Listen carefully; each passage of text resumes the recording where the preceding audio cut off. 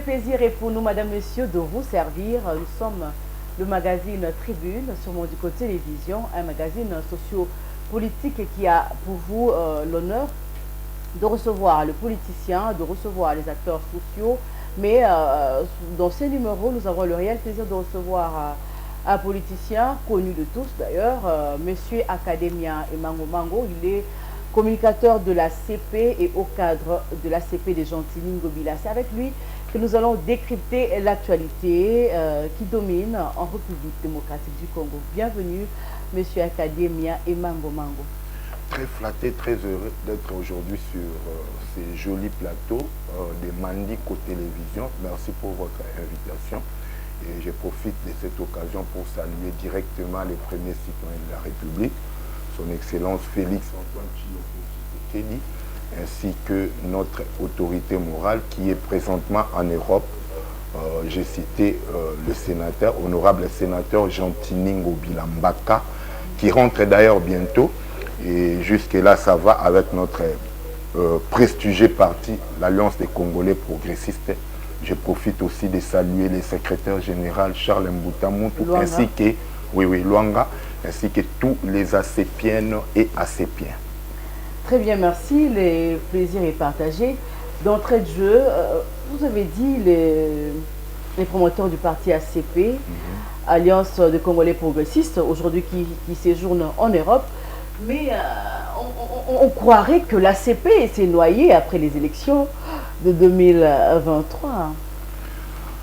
Bon, jusque-là, l'ACP, comme je disais tout à l'heure, l'ACP va bien. L'ACP ne peut pas se noyer comme prétendaient les autres, comme disaient tous les autres. Parce qu'il était quand même tout feu, tout flamme hein, à l'époque. Oui, c'était tout feu, après tout les flamme. Élections. Parce que l'ACP, justement, l'ACP venait de naître juste pendant la période préélectorale. Alors, il fallait inventer quelques stratégies, mettre en œuvre quelques stratégies pour faire adhérer normalement beaucoup de membres.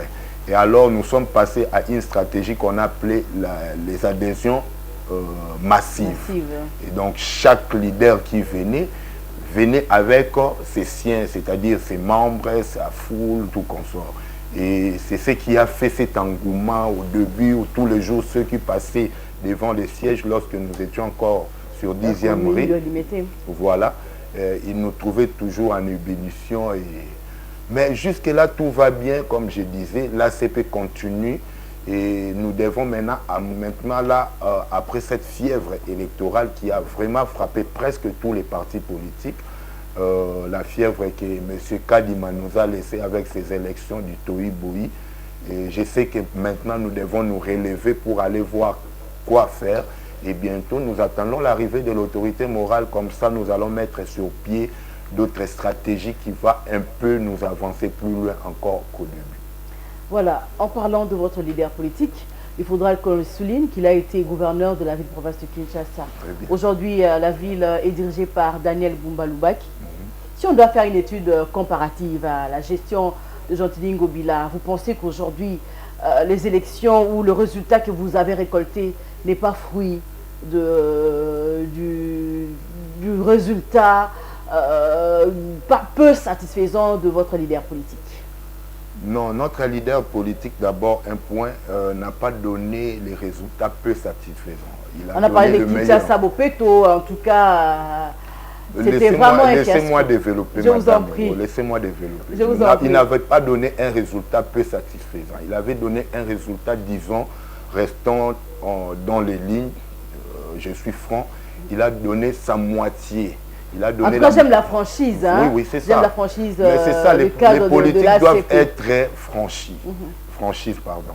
Doivent beaucoup prôner la franchise que les mensonges.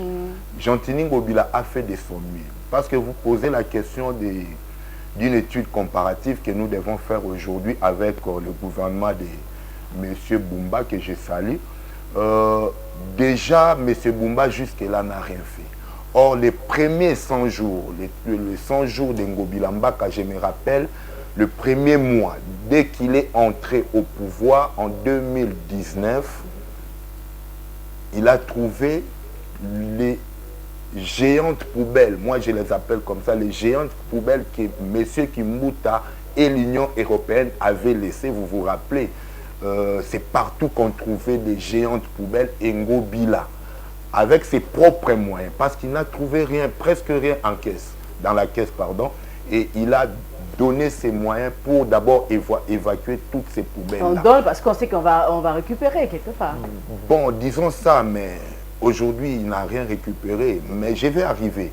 Et vous comparez avec les 100 jours de Daniel Bumba, vous comprenez déjà que jusqu'au jour d'aujourd'hui, il n'y a rien qui bouge avec Daniel Bumba. Ça, c'est la première chose. Non, pourquoi pas?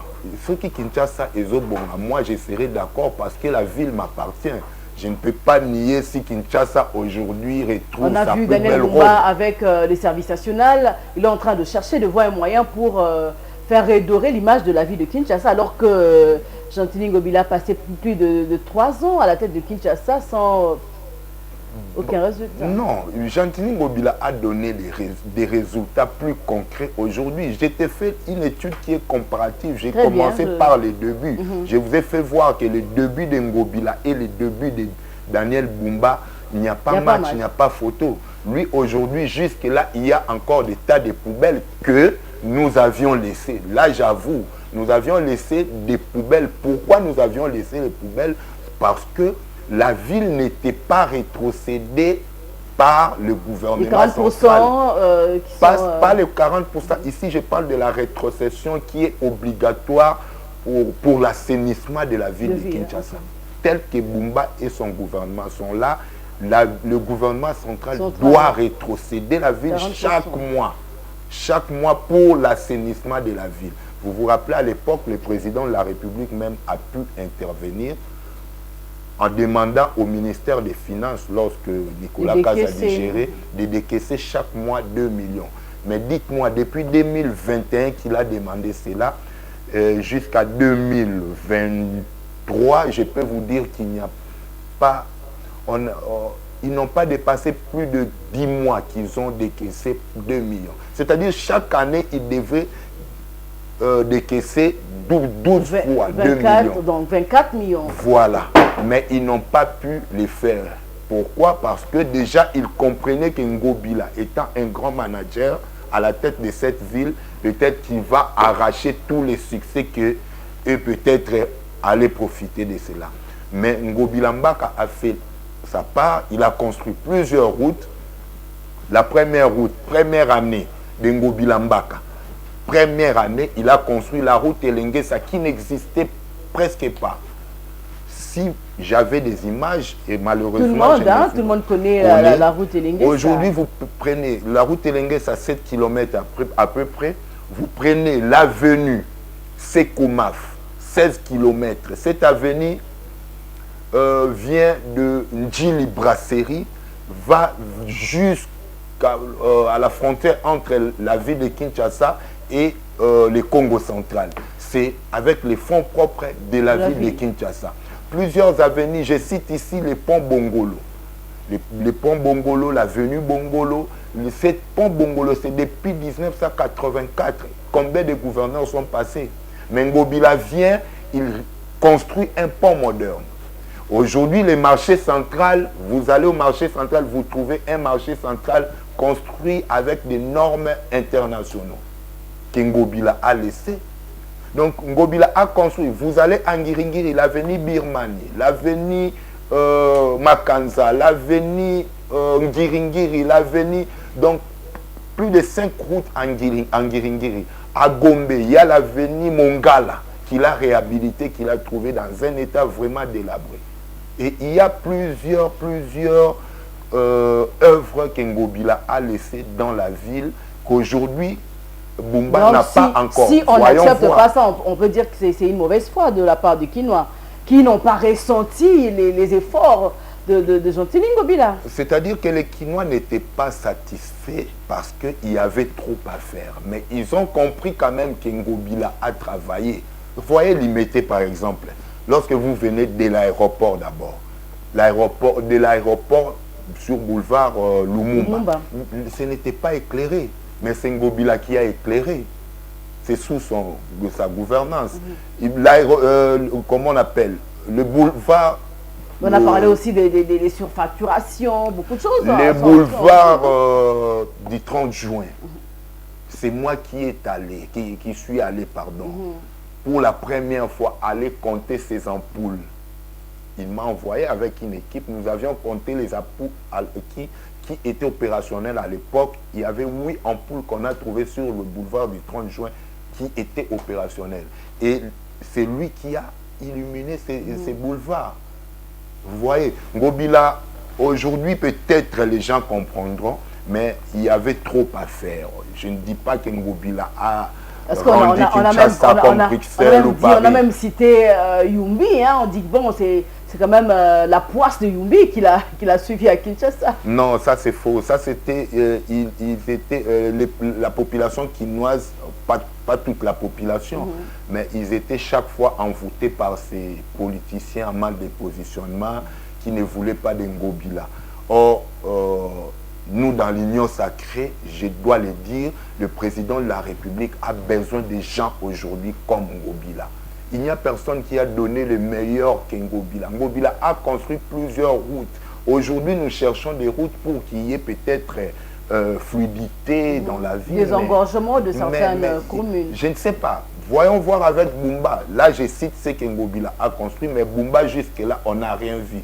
Donc, il est dans les tractations. Cette étude comparative, elle est un peu trop floue jusque-là. Parce qu'il on ne peut pas comparer les deux. Non, non, pas jusque-là, non. Juste peut-être à l'avenir, lorsque je reviendrai, on verra s'il va construire aussi comme Ngobila, il va aussi réhabiliter. Mais jusque-là, je ne vois aucune route qu'il a construite. Mais c'est parce que certains analystes politiques ont même soulevé que c'est ce qui a coûté même cette sanction négative sur votre parti, la CP, qui n'a pas eu gain de cause à ces élections. Qui vous dit ça, madame? Pour la première fois, nous n'avons que 2 ans, pour préciser. L'ACP a que 2 ans d'existence. Et 2 ans d'existence, pour la première fois aux élections, nous avons 12 députés nationaux. Aucun parti ne l'a fait depuis que ce pays fut pays. Et combien de députés? 2e place à Kinshasa après l'UDPS. D'ailleurs, pour ne pas polémiquer, nous étions le premier parti politique avoir mouillé les maillots. Non, pas avoir mouillé les maillots. Premier parti politique avec plusieurs députés provinciaux à Kinshasa. Mais ce qui s'est passé, nous savons ce qui s'est passé avec Kadima, comme je disais tout à l'heure. Bon, nous sommes donnés encore à retravailler pour préparer peut-être les élections de 2028. Kadima est déjà mort pour nous politiquement. Nous voyons maintenant les devants et puis... Horizon 2028. Horizon 2028. Le cap, c'est 2028. C'est ce que nous sommes en train de faire. Et vous préparez en conséquence? En conséquence, toujours. Et nous le faisons déjà en coulisses, comme on l'a dit.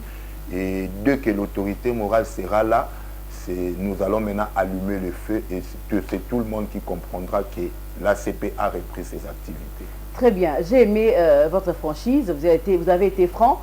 Et parlons à présent de la République démocratique du Congo, aujourd'hui avec à la tête Judith Suminwa, qui a totalisé ses 100 jours, on peut dire qu'il y a des avancées ou nous avons reculé par rapport à la gestion de Judith Suminwa, qui était beaucoup attendue. On a dit que c'était une femme, une première en RDC, de voir apparemment Judith Suminwa se noire. J'arrive, madame, une seconde. J'allais oublier. Il y a une chose qui m'inquiète. Le gouverneur Daniel Bumba, je vous regarde tout droit aux yeux. Vous avez trouvé quand même que Ngobila, en tant que manager, a pu, comment dirais-je, a pu déclencher un partenariat avec une grande société d'assainissement, turque que vous connaissez bien. Al-Bayrak, mais avec tous les matériaux possibles, matériaux possibles qui sont ici à Kinshasa, camions, voitures, camions balayeurs, tout consort, les poubelles publiques, tout est là, les engins pour l'assainissement.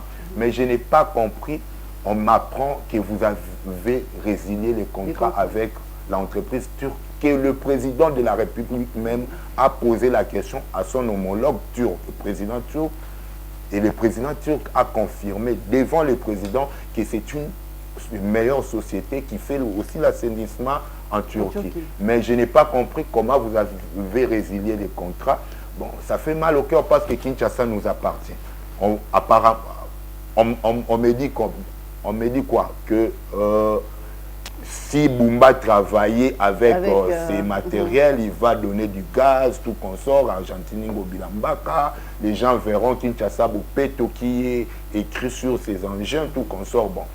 Or, il est venu travailler pour la ville de Kinshasa. Si c'est mec et c'est lui qui doit faire tout, ça, on lui rend zéro. Hein. Je n'ai pas compris, en tout cas. C'est un regret. Pour vous de voir que le partenariat qui était très avancé, aujourd'hui, puisse s'arrêter à ces niveaux-là. Et les Turcs étaient déjà ici même. C'était passé partout, dans toutes les télévisions. Et s'il y avait des situations louches, vous ne voyez pas quelle situation louche? Tout était tiré au clair. Parce qu'on a vu, une fois, Gentini Ngobila avait été, pas suspendu, mais il avait été...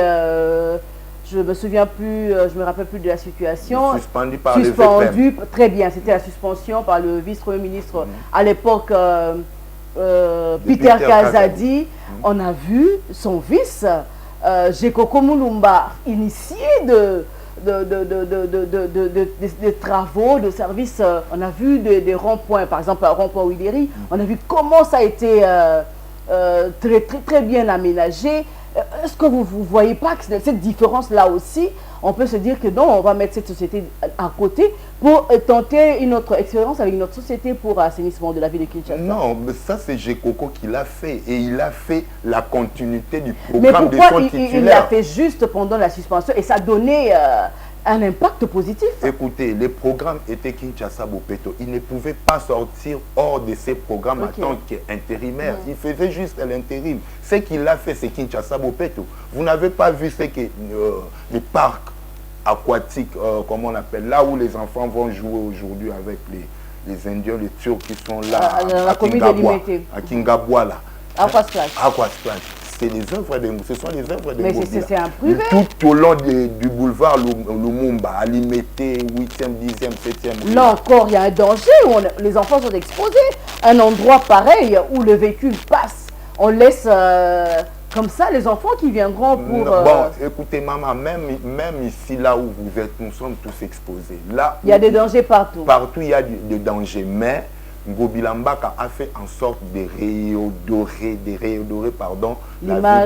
de la ville de Kinshasa. Parce que là, à Limité, c'était tous les jours que les habitants ou la population de Limité déploraient que nous sommes vraiment dans une insécurité pas possible. C'est tous les jours qu'il y avait mort, c'est tous les jours qu'on déplorait Koulouna. Mais allez voir, c'est maintenant l'endroit où tout le monde vient se marier.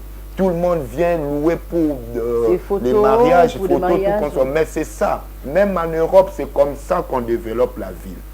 Je viens répondre à votre question. Donc, Kinshasa Bopeto n'était pas juste un slogan, c'était une réalité à Kinshasa. C'était une réalité, mais il y avait une mauvaise foi de la part des collaborateurs qui devraient en retour aider la ville de Kinshasa. Ils ont cru que la ville appartenait à Ngobila. Parce que Ngobila avait dans sa poche tous les députés provinciaux à l'époque. Non, mais les députés provinciaux peuvent crier. Si le gouvernement central bloque, comme ça a été le cas, on dit donner 2 millions chaque mois. Vous donnez le premier mois, vous donnez 4 fois, 4 mois. Et les 8 mois qui restaient. La deuxième année, vous donnez 3 fois. Tout ça, c'est une mauvaise foi. Or, moi, je dis ceci. Même à Bumba, je demande à la première ministre, on doit aussi en parler tout à l'heure, de remettre à Bumba les moyens. Parce que si aujourd'hui Kinshasa est rayonné, on dira partout que Congo est Bongi. C'est quand même le siège de l'institution. Oui, tout commence par ici. Même avec les musiciens, je les attends dire ça. Si déjà un musicien fait sortir son album à partir de Kinshasa, s'il y a déjà du succès, c'est partout en Europe. On dit que Kinshasa, ils ont Congoté. Non, Kinshasa, ils ont Congoté, ça c'est dans la globalité. Mais tout commence par ici. Si on voit Kinshasa rayonner, on dira que c'est le miroir, la capitale. Mais regardez Kinshasa. Ça devrait être plus belle même depuis avant Kimbuta.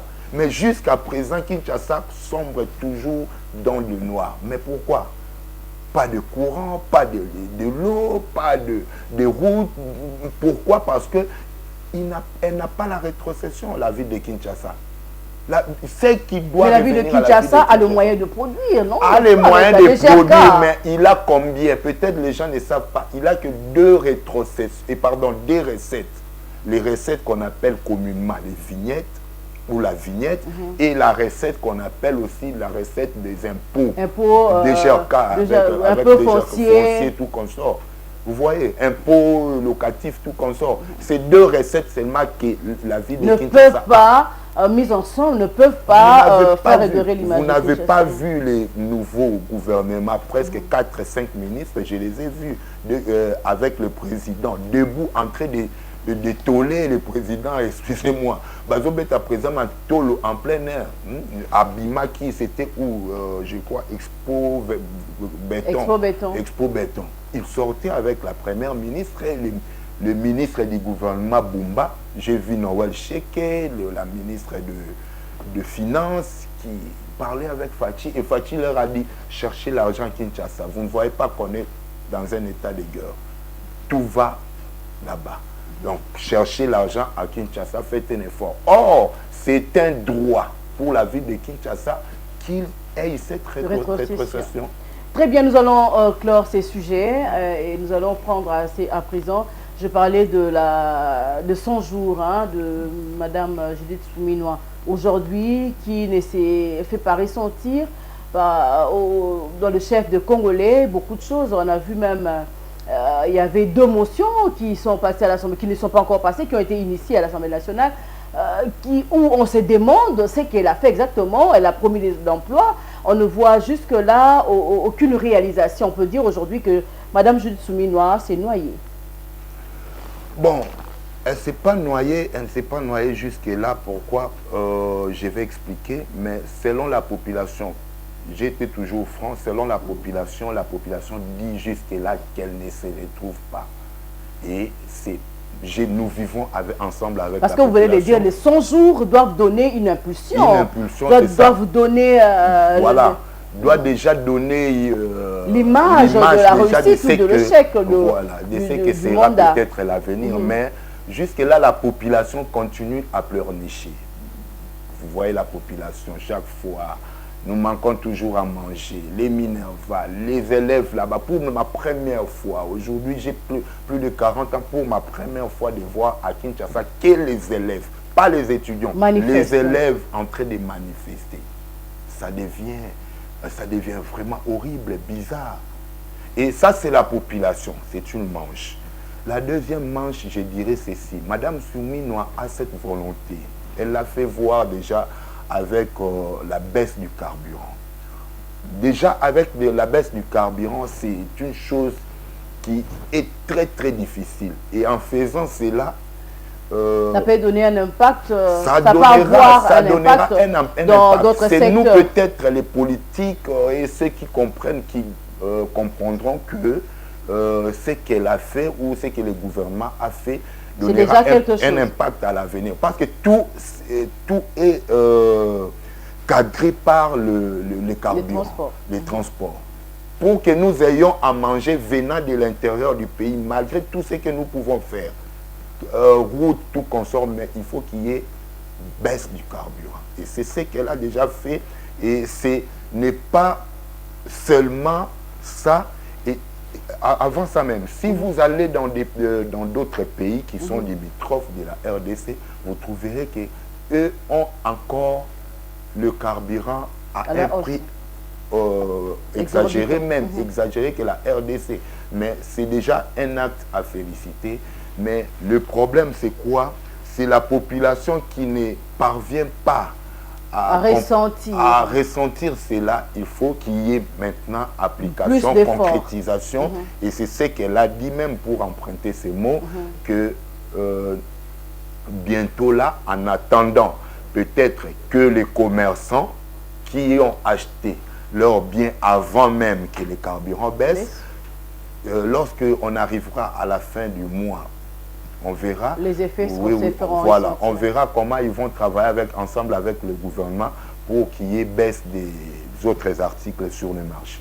Il y a des Congolais qui m'ont dit qu'on craint une crise sociale. Aujourd'hui, les médecins sont en grève. Il y a les enseignants, vous venez de citer ici. Pour la première fois, j'ai vu les élèves manifester pour demander la reprise de cours. On a même vu dans le Congo central qu'un policier puisse tirer sur les pauvres élèves réclamant leurs droits. Il y a aussi les infirmiers qui sont en voie de revendiquer leurs droits. Et vous ne pensez pas que tout cela peut amener une crise sociale et qui peut être fatale pour Judith Suminwa? Mais non, j'ai déjà appris qu'il y a... on est en train de prendre des résolutions sur ça avec le ministère des Finances qui est coordonné aujourd'hui par... Parce que les enseignants jusque-là sont très catégoriques. Ils sont catégoriques. Quand il s'agit de leurs droits, j'ai vu Mme Judith Suminwa leur demander de faire preuve de patriotisme. Mais comment faire preuve de patriotisme quand il s'agit d'un droit fondamental? Oui, c'est un droit, c'est-à-dire qu'ils ont déjà un salaire qui est un droit, mais ils sont en train de demander quoi? Qu'ils aient un salaire de 500 $. C'est ce qu'ils ont exigé. C'est vraiment minimum, hein? C'est vraiment le minimum. Par rapport à ce que gagnent les députés nationaux, les députés provinciaux, même les membres du gouvernement. Il faut qu'il y ait équilibre. Non, madame, tout est procédural. Si aujourd'hui les députés gagnent 10 000, 20 000, 31 000, 34 000, ils n'ont pas commencé par 34 000 ni 21 000. Et aujourd'hui, si eux aussi réclament 500 $, je sais que ça arrivera. Il faut une procédure. Il faut que l'assiette fiscale soit aussi remplie. Permettez-moi ces mots pour les économistes. Il faut que ça soit aussi rempli. Et sans cela, on n'arrivera pas à donner. C'est pourquoi elle a dit qu'ils doivent être patriotes. Ce n'est pas parce qu'ils sont en train de réclamer leurs droits qu'ils doivent être patriotes. Pas, elle a un peu démontré dans ces genres-là, dans ce sens-là, pardon, qu'il faut être patriote en patientant. Patientez et vous aurez votre salaire. Nous allons voir comment arriver à vous donner 500 $. Et pourquoi c'est seulement les enseignants qui doivent patienter? Pourquoi pas les membres du gouvernement? Mais parce qu'eux déjà ont ces salaires d'épis. Mais ils peuvent aussi, c'est ça, parce qu'ils sont là pour servir le peuple. Mais quand ce peuple est en train de se lamenter pour quelque chose qui est très primordial, il serait mieux qu'on voit aussi l'exemple. On en a vu de la dernière législature, on a vu les députés, je vais citer les noms d'Élie Sesanga, qui a renoncé à ces émoluments pour la situation de l'Est.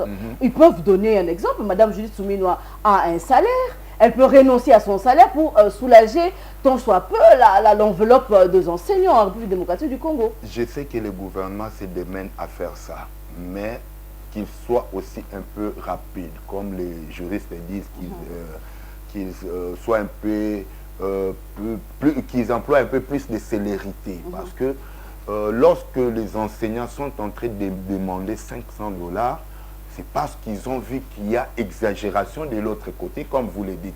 Là, je ne peux pas nier. Mais pour dire aussi à la population qui nous suit, peut-être il y a de ceux-là qui ne comprennent pas pourquoi les autres ont plus de 10 000 $ et les autres réclament seulement 500 $ et ils n'en ont pas jusque-là. C'est pourquoi je dis que c'est procédural, c'est toute une procédure. Donc, il faut encore remplir l'assiette fiscale et on verra petit à petit. Fachi, lorsqu'il est venu au pouvoir, ces enseignants n'avaient pas ces salaires qu'ils ont aujourd'hui, n'est-ce pas? C'était encore moins. Et lorsqu'il est venu, ils ont... C'était aussi plus hein, pour les écoles conventionnées catholiques. Là, vous parlez des écoles conventionnées. Moi, je parle des écoles publiques. Donc, les enseignants des écoles publiques n'avaient pas plus de 100 $. Nous savons ce qui s'est passé, pardon.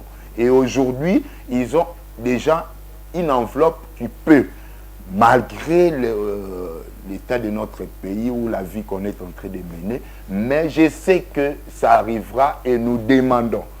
En dernier lieu, nous pouvons que demander au gouvernement d'activer et pour que ces enseignants aient $500 comme ils demandent parce que c'est minime. Et pourquoi pas plus, hein, parce que quand on regarde la RDC, on voit que ce sont des milliers, des millions de dollars qui sont toujours, tout le temps volatisés, volés. Et quand un enseignant demande $500, c'est quand même pas juste. Ce n'est pas un vrai problème. Ce n'est pas. Moi, je suis pour qui nous enseigne, qui nous forme, nous, qui soit dans cette situation. Moi, je suis pour que. Et le président de la République, je crois que c'est sa vision aussi, que tout le monde se retrouve, même les policiers. On parle seulement des enseignants, même les policiers doivent se retrouver. Aujourd'hui, il y avait grève même pour le. Pas aujourd'hui, je parle des. Dernièrement, il y avait grève des enseignants de l'université. Mais aujourd'hui, ils sont satisfaits.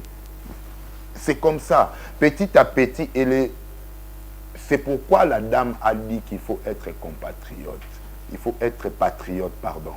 Petit à petit, les gens vont se retrouver. Il faut donner le temps au temps. Le deuxième mandat et le dernier mandat, selon la Constitution, hein, vont continuer à patienter alors que les gens sont en train... Les réformes, c'est question quoi? Les réformes qu'ils mettront sur pied, même si on n'a pas encore ça aujourd'hui, mais ceux qui viendront, c'est pourquoi on parle même du principe de la continuité des affaires de l'État. Ceux qui viendront, mais je ne dis pas que ça va tarder.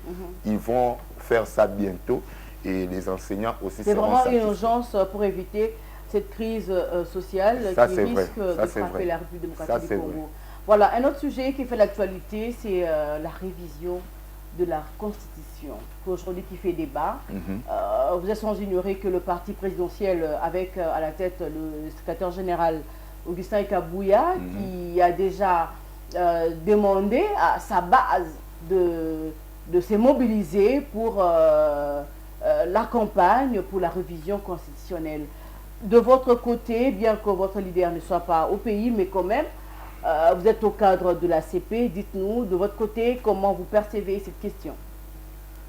Jusque-là, pour cette question de la révision de la Constitution, l'ACP ne s'est pas encore prononcé. L'ACP ne s'est pas encore prononcé parce que notre chef de file, qui est d'abord Jean-Tiningo Bilambaka, n'a pas encore puisé là où il a l'habitude de puiser, c'est-à-dire le président de la République n'a rien dit sur ça. Et vous me parlez du parti, de l'autre parti, l'UDPS. Bon, maman. Votre partenaire au sein de l'Union sacrée des nations. C'est un partenaire, bien sûr, mais mieux vaut peut-être évoquer sur ces plateaux une population peut-être qui est à Kinshasa, au lieu d'évoquer un parti politique. Un parti politique ou qui est dirigé par un incompétent selon eux. Moi, je parle selon eux. Kabouya est incompétent. Et il va se jeter encore dans une aventure. Parce que là encore, il y a de... Ça ne colle pas entre eux. Il y a de cadres qui sont contre cette... C'est ça, c'est là où même j'arrive. Et vous qui êtes de l'Union sacrée aujourd'hui, bon, en tant qu'analyste politique, vous pouvez donner votre avis. Est-ce que c'est opportun? Est-ce que c'est une priorité en ce moment parler de la révision constitutionnelle? On laisse d'abord l'ACP pour en tant que citoyen congolais. Tout est résolu dans la Constitution. La Constitution est la loi fondamentale d'un pays. Et lorsque on parle de la loi fondamentale, je fais allusion à une loi qui est mère, à une loi qui doit nous diriger. Nous devons puiser, nous devons nous référer chaque fois à cette loi qui est la Constitution. La Constitution a tout prévu sur ce qui est de la révision constitutionnelle, sur ce qui est du référendum, du changement de la Constitution. Il a tout dit.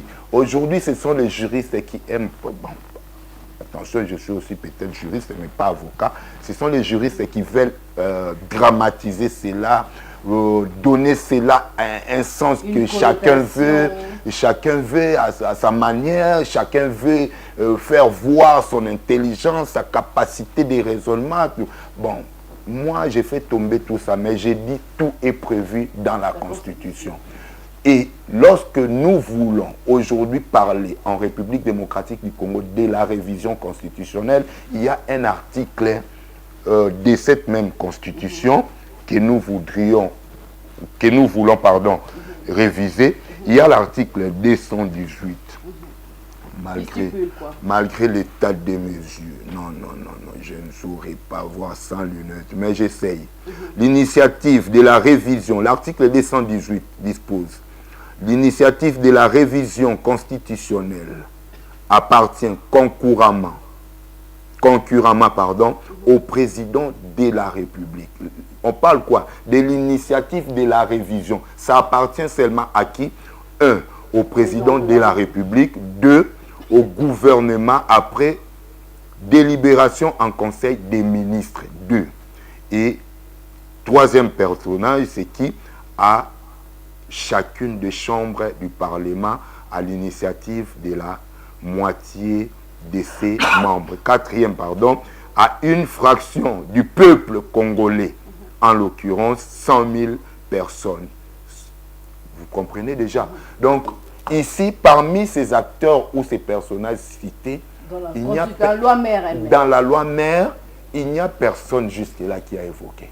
La population, même si vous descendez sur le rive, vous êtes mieux informés. Mais ces personnes-là qui aujourd'hui, prônent ou qui défendent cette révision, peuvent aller récolter ça vient 100 000 signatures. Ça vient d'où? Qui a dit ça? C'est qui? Le président, il n'a rien dit. Patrick Mouyaya, deuxième personnage, on parle du gouvernement.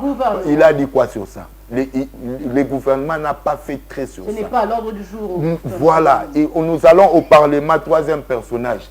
Et quelle population? Va à la population, va auprès de la population, pardon.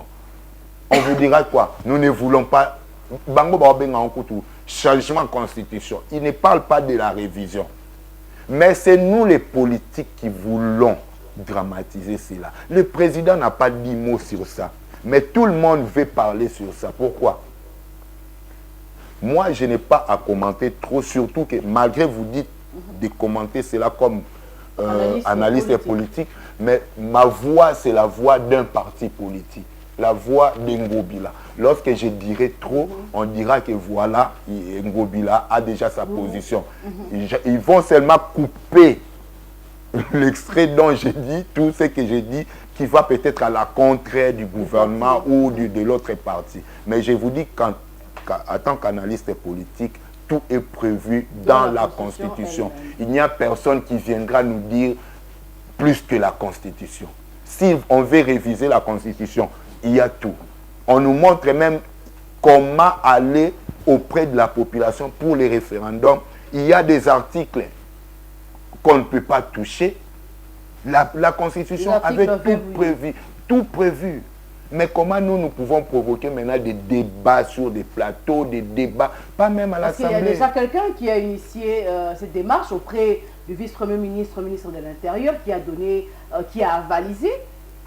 On a vu il y a quelques semaines l'affiche qui a été posée à l'Assemblée nationale demandant la révision constitutionnelle. Qui c'est? Un membre de l'Union sacrée où vous êtes. Maman, vous pensez que cette question peut diviser l'Union sacrée de la nation? Parce qu'il y a ceux-là. Mais je dois dire la vérité. On a vu Ngoïka Sanji qui voilà. n'approuve pas cette démarche. C'est là où même j'allais atterrir. Je dirais la vérité au président de la République, que déjà c'est pour fâcher la population.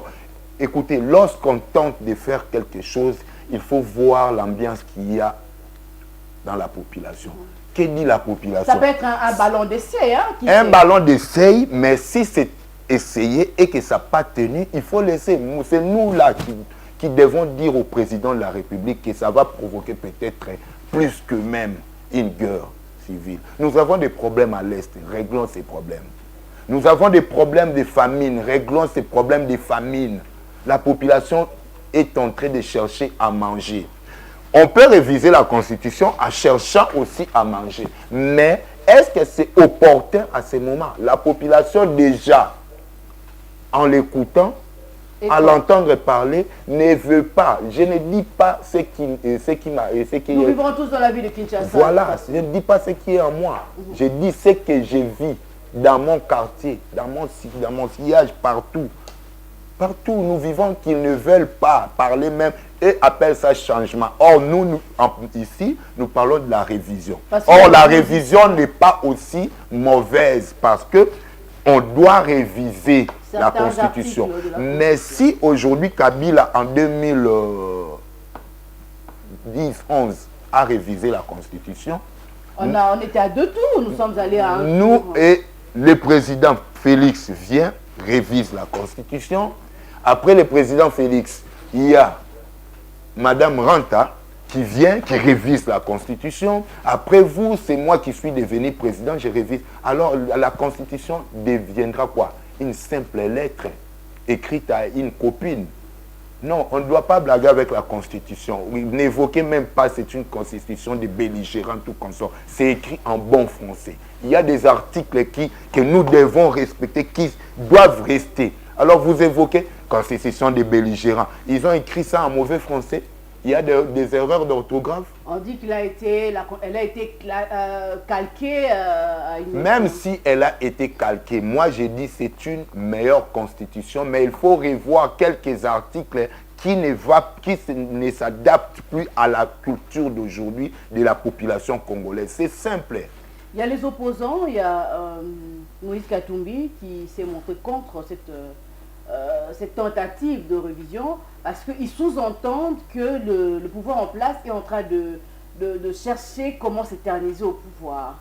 Ça peut être une des raisons qui pousse à toutes ces personnes congolaises aujourd'hui qui sont aussi dans leurs droits de vouloir solliciter cette révision de la Constitution. Moi, je ne crois pas que le président Félix Antoine peut s'éterniser au pouvoir. Non, c'est un démocrate, c'est quelqu'un qui a voulu l'épanouissement de ces grands pays et venir chercher à la fin un mandat parce qu'il faut modifier la Constitution ou réviser la Constitution. Je ne crois pas. Il fait que peut-être ce sont les gens. Moïse Katumbi, par exemple, ne peut pas parler de cette Constitution. Lui, qu'il attende ce que le pays va lui donner et il a déjà de ces pays. Lui, nous savons qu'il n'est pas même congolais, qu'il attend ce qu'il peut avoir de ces pays. Très bien, messieurs, je rappelle que nous avions sur ces plateaux, encore sur ces plateaux, parce que ce n'est pas encore la fin de l'émission, monsieur Academia et Mango Mango, il est communicateur de la CP et au cadre.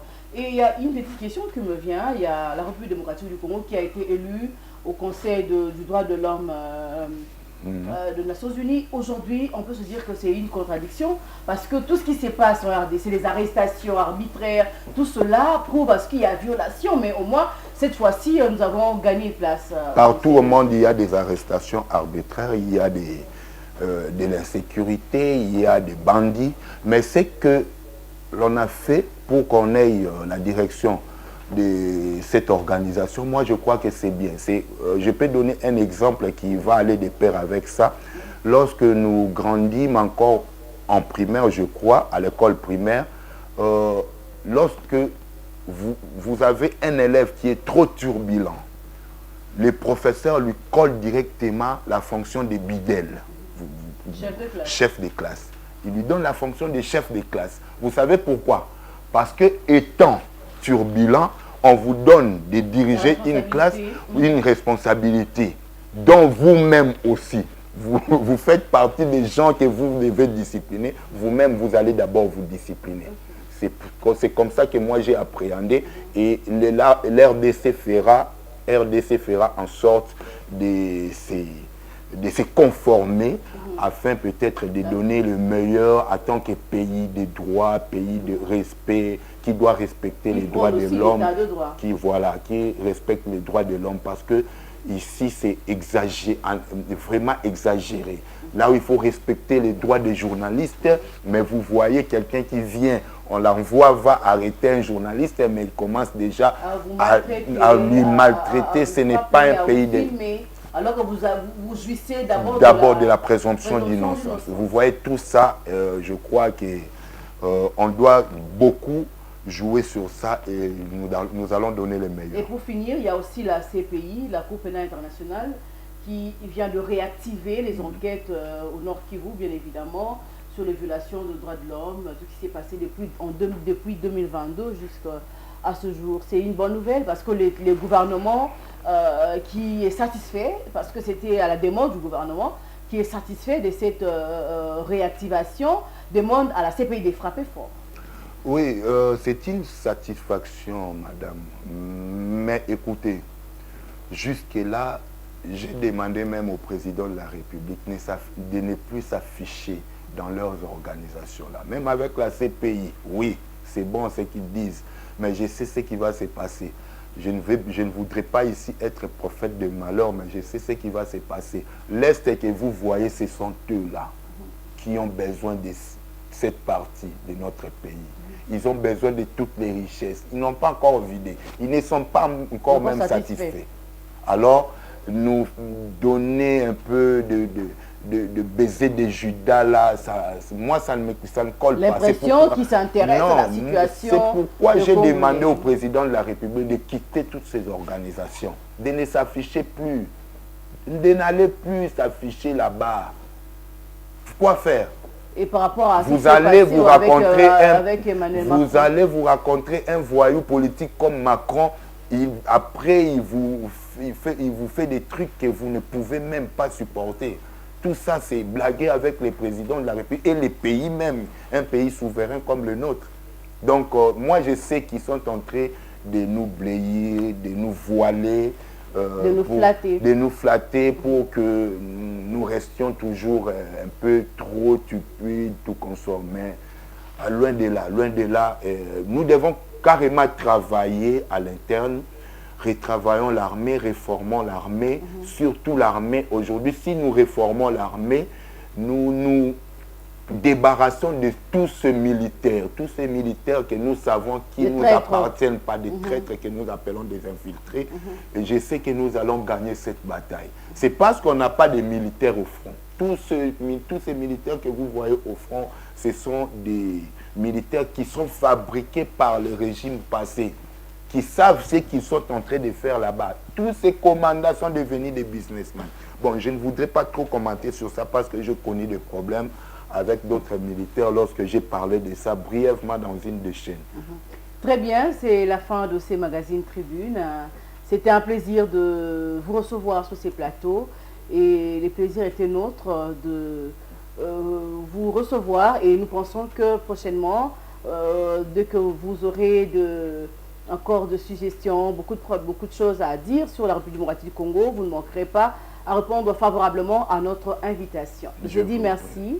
Je vous en prie, madame. Merci beaucoup. Mais pour clôturer peut-être une seconde, je voudrais m'adresser à mon parti politique, c'est-à-dire à tous les acépiennes et acépiens, de vraiment tenir ferme, de rester soudés, de ne pas s'occuper de tout ce qui se dit à côté.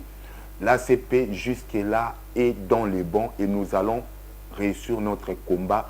Attendons l'autorité morale et nous allons tout redémarrer. Et vous allez voir que nous avions récupéré ce que nous avions perdu. Merci beaucoup. Très bien, c'est la fin de ces magazines Tribune. Madame, Messieurs, je vous dis merci de nous avoir suivis et à très bientôt.